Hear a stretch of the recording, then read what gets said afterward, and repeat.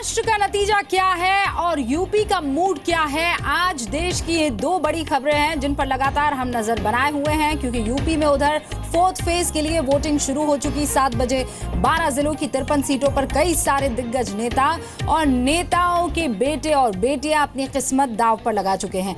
सोनिया गांधी के संसदीय क्षेत्र में भी आज ही चुनाव है, उधर केंद्रीय मंत्री उमा भारती के क्षेत्र में भी आज ही वोटिंग है। आज दिन भर यूपी चुनाव की कवरेज आपको हम दिखाते रहेंगे।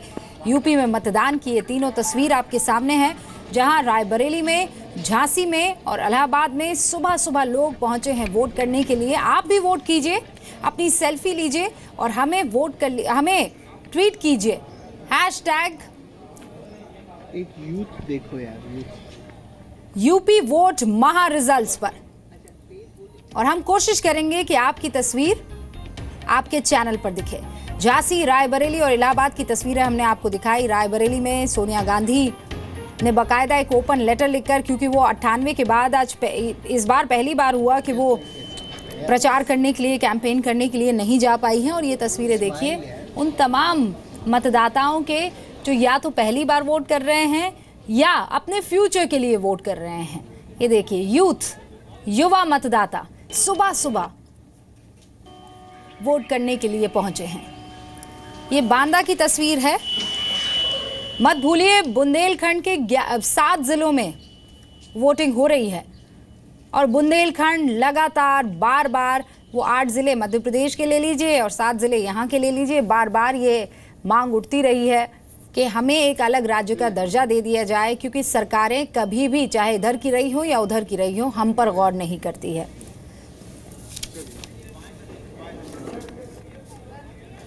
तो मुंबई से हमारे साथ आदित्य तिवारी हैं, हमारे साथ संजय सिंह हैं, विशाल हमारे साथ वहां यूपी की रायबरेली सीट से हमारे साथ जुड़ गए हैं। आप सभी का एक बार फिर से स्वागत करती हूं मैं इस नए बुलेटिन में। सबसे पहले विशाल, आपके पास आना चाहूंगी। अभी किस तरीके से वोटिंग पैटर्न आपको नजर आ रहा है, किस तरीके से लोग वहां पर वोट करने के लिए पहुंच रहे हैं? युवा हैं, बुजुर्ग हैं, महिलाएं हैं, क्या आपको जानकारी मिल रही है? और रामदत्त त्रिपाठी साहब जो कि सीनियर जर्नलिस्ट है, 20 सालों से ज्यादा का अनुभव है उत्तर प्रदेश की पॉलिटिक्स को कवर करने का, हमारे साथ जुड़ गए हैं। सर, आपका भी बहुत बहुत स्वागत है। मैं आपके पास आऊंगी, उससे पहले विशाल से एक अपडेट ले लेते हैं। हाँ विशाल।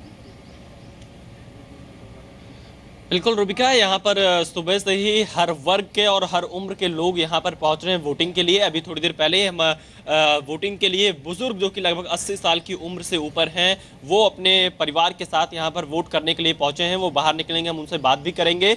लेकिन जो वोटिंग पैटर्न यहाँ पर देखा जा रहा है, स्थानीय मुद्दे यहाँ पर हावी हैं। इसके अलावा क्योंकि ये गांधी परिवार का गढ़ माना जाता है 2012 में, हालांकि ये गढ़ बचा नहीं था गांधी परिवार का। 2014 में भले सोनिया गांधी जीत गई थी, लेकिन इस बार इस गढ़ को बचाने की चुनौती कांग्रेस के सामने है। और जो यहाँ का वोटिंग पैटर्न है वो विशेष तौर पर स्थानीय मुद्दे पर ही है, क्योंकि लगातार हम पिछले कई दिनों से कवर कर रहे हैं। तो यहाँ की बंद पड़ी फैक्ट्रियों का मुद्दा है, यहाँ की सड़कों का मुद्दा है, यहाँ के एजुकेशन को लेकर मुद्दा है। तो ये 2-3 मुद्दे यहाँ पर सबसे ज्यादा प्रमुख होंगे। इसके अलावा यहाँ के जो मुद्दे हैं उसमें भावनात्मक लड़ाई के तौर पे कांग्रेस जोड़ना चाह रही है, अपनी भावनाओं के साथ में यहाँ वोटर्स को जोड़ना चाह रही है। तो ऐसे कुछ अलग अलग मुद्दे अलग अलग विधानसभा के रूबिका यहाँ पर देखने को मिले हैं।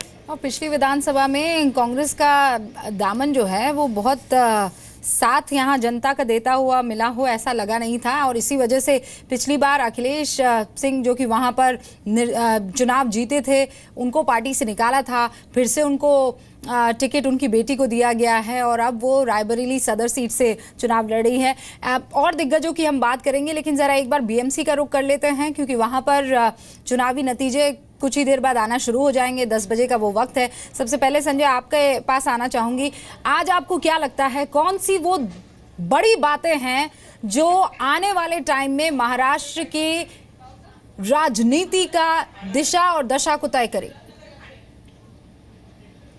देखिए, सबसे पहले मैं बता दूं, ये जो चुनाव हो रहे हैं, जिस संख्या में वोटर्स ने इन्वॉल्वमेंट हुए हैं, जैसे 10 महानगर पालिकाएं हैं मुंबई समेत, और उसके अलावा 11 जिला परिषद के चुनाव है। आप समझें कि ये लगभग 1/4 महाराष्ट्र है जिसने इन चुनाव में वोट डाला है, और 2 से 2.5 साल पूरे हो चुके हैं फडणवीस सरकार को, यहाँ की बीजेपी सरकार को। तो उनके कामकाज के रेफरेंडम के तौर पर, जनमत संग्रह के तौर पर इसे देखा जाएगा कि क्या जो बीजेपी को लोकसभा और विधानसभा चुनाव में बढ़त मिली थी और जो उन्होंने शानदार प्रदर्शन किया था, जारी रख पाते हैं या उसमें किसी तरह की गिरावट आती है। ये ध्यान देने लायक बात होगी। और साथ ही जिस तरह से शिवसेना और भाजपा ने इन चुनाव में आपस में एक दूसरे से लड़े हैं, दोनों केंद्र में सहयोगी हैं, दोनों राज्य में सहयोगी, राज्य सरकार में सहयोगी हैं, लेकिन इस चुनाव में एक दूसरे पर उन्होंने जमकर कीचड़ उछाला है। इनफैक्ट आज ही सामना अखबार में उद्धव ठाकरे ने ये लिखा हुआ है कि कांग्रेस की तारीफ की और भाजपा के राष्ट्र के प्रति जो योगदान है उस पर सवालिया निशान लगाया। तो दोनों एक दूसरे से जबरदस्त लड़े हैं। अब दोनों की लड़ाई इस बात को कि कौन पहले नंबर पर आता है। अगर शिवसेना अपने आप पे सत्ता बनाने की स्थिति में आ जाती है तो जो राज्य में उनका जो गठबंधन है वो टूट सकता है, क्योंकि उद्धव ठाकरे इस बारे में पहले ही इशारा दे चुके हैं। या फिर ऐसा हो सकता है कि अगर दोनों को बहुमत नहीं मिलता तो दोनों को सत्ता बनाने के लिए साथ में आना पड़ेगा, और जाहिर तौर पर जो एक दूसरे से इतना लड़ रहे थे, गाली गलौज कर रहे थे, वो उनको साथ में। तो महाराष्ट्र की राजनीति के लिए काफी इंपॉर्टेंट है। कांग्रेस और एनसीपी की जो स्थिति है वो काफी खराब नजर आ रही है। तो जाहिर तौर पर नजर ये आता है कि महाराष्ट्र की जो राजनीति है, अगले 2 साल की जो राजनीति है और उसमें वो वोटों का रुझान किस तरह से होगा, लोग क्या सोचते हैं, वो इस चुनाव के आज के जो नतीजे हैं उससे साफ साबित होगा। और डीमोनेटाइजेशन की बात से ये कह सकते हैं कि ये पहला मौका होगा जब रिजल्ट सामने आएंगे किसी भी इम्तिहान को लेकर, और वो भी एक डिसाइसिव फैक्टर हो सकता है। संजय, मैं आपके पास आऊंगी।